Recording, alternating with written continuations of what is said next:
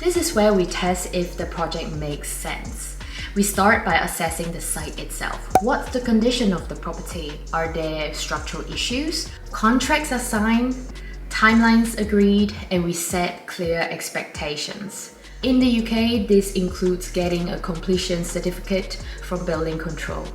If it's a rental, we'll list it with letting agents. If it's a sale, we stage it and work with estate agents to market it. Hello and welcome to our channel. Today we're walking you through our process for completing a project step by step. We'll focus on how we approach property investment and development here in the UK.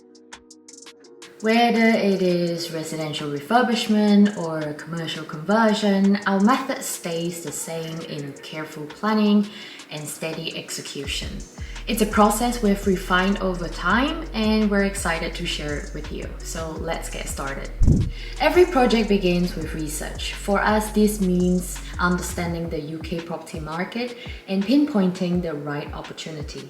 We look at location first. Areas with strong demand, good transport links or growth potential like parts of Manchester or the Northwest.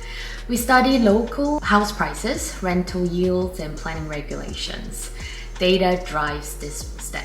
For example, we might pull land registry figures to see what properties are selling for or check council websites for upcoming infrastructure plans. This isn't guesswork, it's about building a clear picture. Once we've gathered the facts, we narrow down our options and settle on a site that fits our goal, whether it's a buy-to-let conversion or a larger development. Next, we move into feasibility and budgeting. This is where we test if the project makes sense. We start by assessing the site itself. What's the condition of the property? Are there structural issues? For a refurbishment, we'll get a surveyor in to check the foundations or the roof. For a conversion, we'll look at the building. What is its current use class? Or will we need planning permission? Then we crunch the numbers. We estimate the costs, construction, labor, materials, legal fees, and factor in a buffer for unexpected expenses. We also project returns. What's the resale value or rental income? This step ends with a detailed budget and a yes or no decision. If the numbers don't stack up, we simply walk away. If they do, we're ready to proceed. Now we move to planning and permissions, an essential part of any UK project. This starts with designing the development. We work with architects to create plans that meet our vision while sticking to local rules. In the UK, that means complying with council guidelines like height restrictions or heritage considerations if it's near a listed building.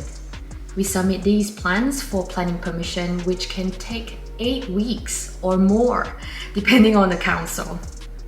During this time, we are in touch with planning officers, addressing any concerns like parking provisions or environmental impact. We also handle other approvals like building regulations to ensure that the project is safe and compliant. It's a slow process, but rushing here could result in delays later, so we take our time to get it right. Once permissions are secured, we assemble the team. This is about finding the right people to bring the project to life. We hire contractors, builders, electricians, plumbers based on their track record and reliability. In the UK, we check that they are registered with regulatory bodies for electric work and gas installations. We also bring in a project manager to oversee the schedule and keep everything on track.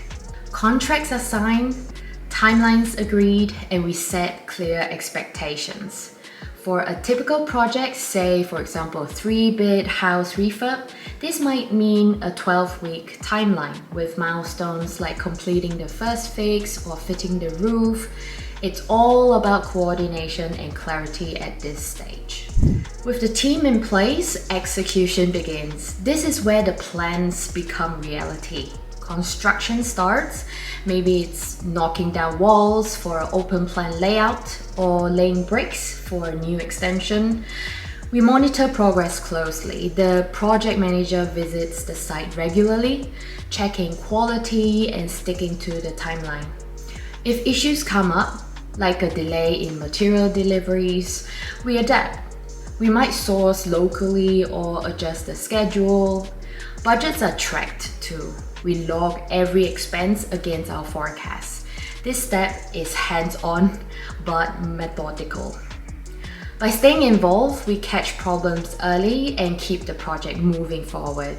Finally, we reach completion and handover. Once construction wraps up, we do a full inspection. Everything is checked: electrics, plumbing, finishes, to ensure that it meets standards. In the UK, this includes getting a completion certificate from building control. If it's a rental, we'll list it with letting agents. If it's a sale, we stage it and work with estate agents to market it.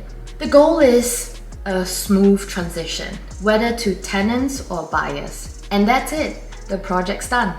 It's a satisfying moment seeing months of work pay off. That's our process, step by step, from research to handover. It's all about staying focused and sticking to the facts and executing with care. If you found this helpful, give us a like, subscribe for more insights, and let us know in the comments what you would like to see next. Thanks so much for watching, and we'll see you in the next one. Bye bye!